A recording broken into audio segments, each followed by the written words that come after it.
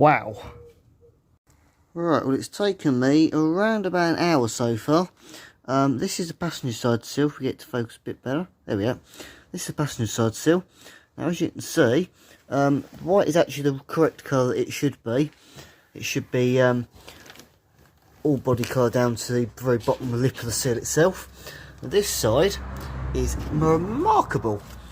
I was almost becoming a bit wary with something hiding a load of rust, but no. The only bit of rust on this side is literally in this little corner here, which is, I think, pretty respectable given the fact that it's basically just a little rust trap where it's going to hold all sorts of grit and water and salt and whatever. So this side really is bloody good.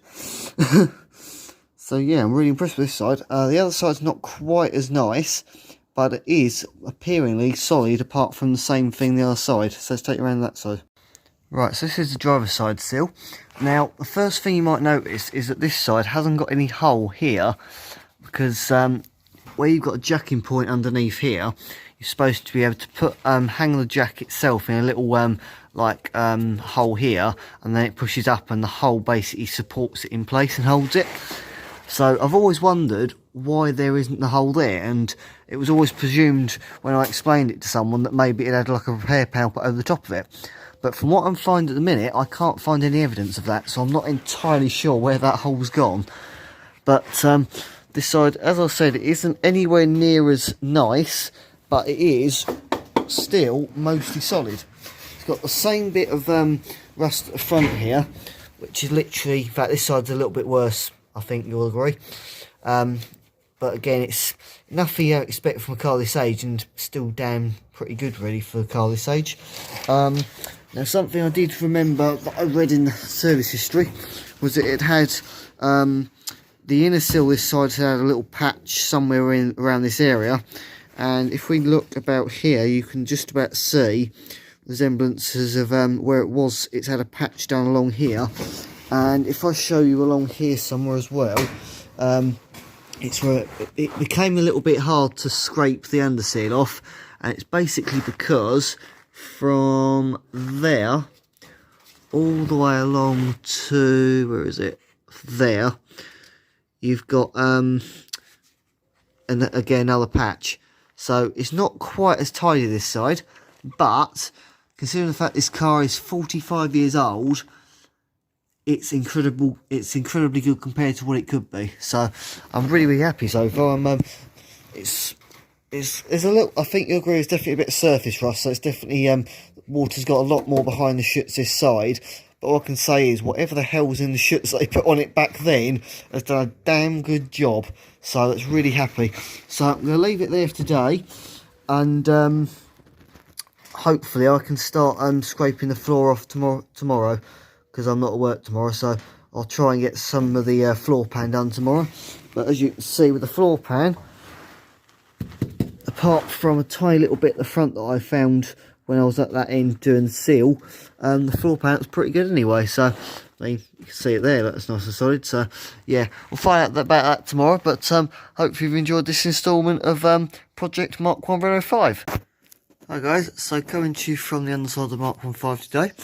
I've just used this rear chassis leg here to jack it as far up as I can on this jack. Yeah, I'm just having a good little look over it, and as I'm sure you'll agree, it doesn't look too bad really.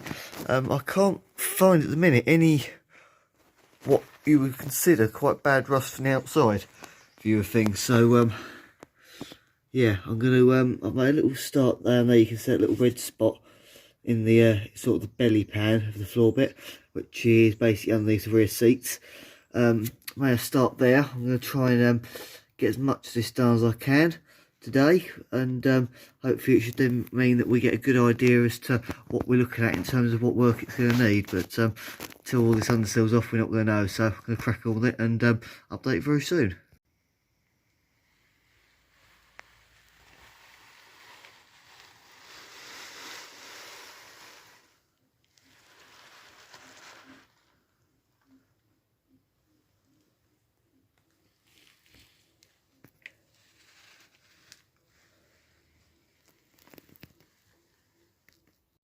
Hello everyone, so I've spent a few hours today, I think about 5 now. I've managed to get one side of the floor pan this car stripped off the bare metal. I'm so far incredibly shocked by what I'm finding, so I'm just going to swap the other camera view and I'm going to show you what I found. Right, so this is the underside of the car. As you can see, we're now looking at a mixture of basically what's left of the undersill and little dribs and drabs, red oxide, and then bits of shiny where it's just basically all the way through to metal. However, what you're seeing here is what I've found so far to be perfectly good metal. So we've got nothing to worry about at all. The only bit we have got to worry about is a few bits of this front end that aren't satisfactory to me, and that is if we look just here, and I'll get the damn thing to focus. There we go. Just along here, you can see we've got a little bit of rock through there. That's literally the very edge of the floor itself. So you've got the outer sill, the inner is in the middle, and then the floor basically just butts up and it all spirals together. So I've got a little bit of rust to sort out here, but that's nothing really. The jacking point at the front here is absolutely fine. There's nothing wrong with that at all. It's perfectly solid. So a little bit of surface rust going on, but nothing that I can see so far to worry me. We've got a plate basically. It goes all the way across here, all the way across to the other side of the car. Will you stop focusing?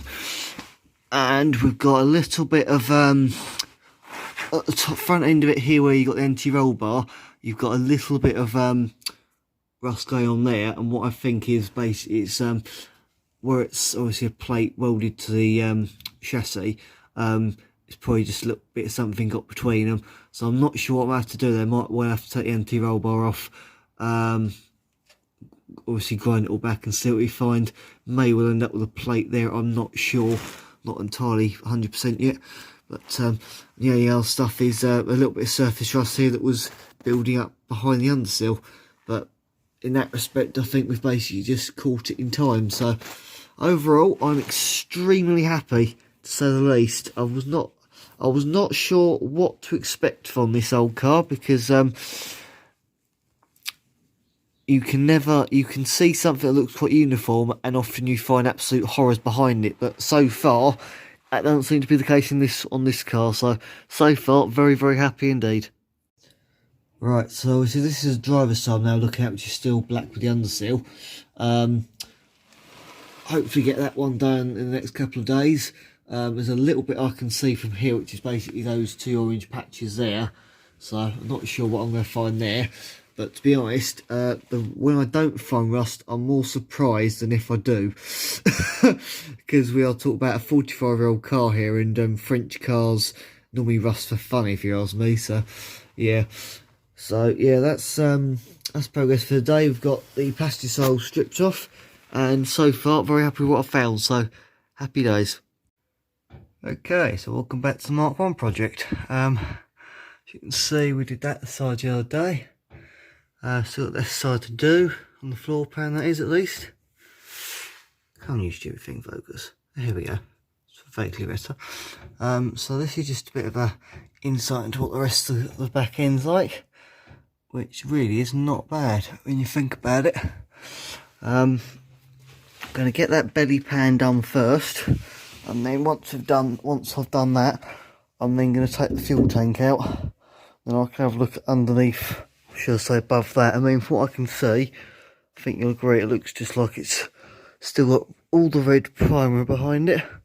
And I can't see anything dodgy when we look up there either, through these little press holes in the back panel. So, from what I reckon we're going to see, it shouldn't be too bad. However, obviously, we don't know until we start digging, so let's crack on. Right, so here's just a quicker, closer look. What we're going to contend with on this side. Pretty much exactly the same thing all the way through. All nice black old undersill. There's a few areas, as I said the other day, about the other side that concern me this side, but we're just going to crack on, get it all off, and then we'll go from there and whatever we find. So, hey presto. Any bit that might look a bit dodgy is this bit here, which is where the rear jacking point is. So, but as they say, you don't know anything until you start getting all the rubbish off. So let's start on it, shall we? Okay, so we've got the driver's side belly pan now stripped off, and as you can see, very much like the passenger side one, this is also really nice and solid overall. Still obviously little bits and bobs here and there, but generally speaking it's pretty damn good really. There's a couple of areas that do worry me slightly, which is one of which is here.